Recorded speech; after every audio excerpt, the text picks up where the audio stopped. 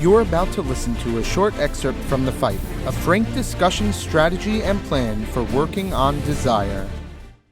A woman was describing that she's having trouble with her teenage daughter. Her daughter had been a fine student, very happy, but she turned maybe 15 or so, and she began experiencing anxiety, depression, and she wouldn't speak to her mother about the cause behind it, and it was clear that this teenage girl was suffering. So I agreed to speak to the young woman, and in the course of the conversation, the cause came out. You see, she had an older brother, a few years older than her, and her older brother had raped her, and this had been going on for about 5 years. And when you hear such stories, at a certain point, you open your eyes and you say, this is not normal. This is so absurd. And at a certain point, you have to say, what is going on?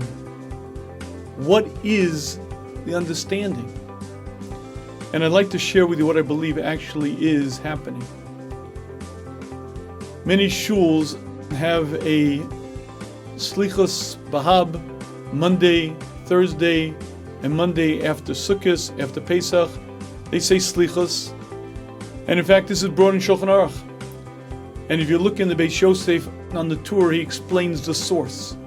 You see, in Germany and in Spain, Bahab was a very serious issue, and most communities fasted.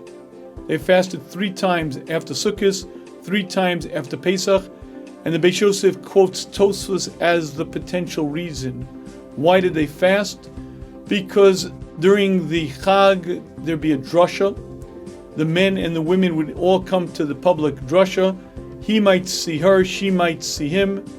And because of that, this was such a serious issue that the communities instituted Bahab, a fast, Slichos. You have to make sure that these problems don't get out of hand. And if you think about that, I believe it's very eye-opening. Why? Because you see, back then, a young man growing up had eyes for his wife and his wife only. As a boy, he went to Cheder, all male. The Beis Medrash was all male. When it was time for him to get married, he met his wife, and he had eyes for his wife, and any image that came to him was that of his wife. And unless he wanted to get in trouble, unless he had a particular issue, he didn't have a problem.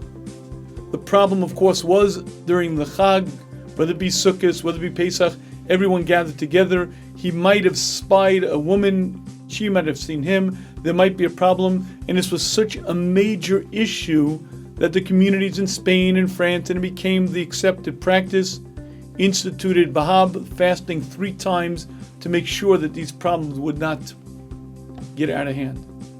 And if you think about that, that is a normal society. The average young man today, in a walk to the grocery store, 2 blocks, will probably see more seductive, more provocative images of live or pictures of women than the average man probably would have seen in his entire life back in the 1500s, in the 1600s, 1700s in Europe. And I believe that's exactly the point. The times we live in are not normal. These are not regular times. And the strange, abhorrent behaviors that we hear about and that we come across are exactly that. But we have to understand that the problem isn't us. The problem is the world we live in. Oh yes, we have to fight the fight. Oh yes, we have to battle it. But we also have to understand that it's abnormal times. What we're subjected to on a daily basis is not regular fare. It's not the way it's supposed to be.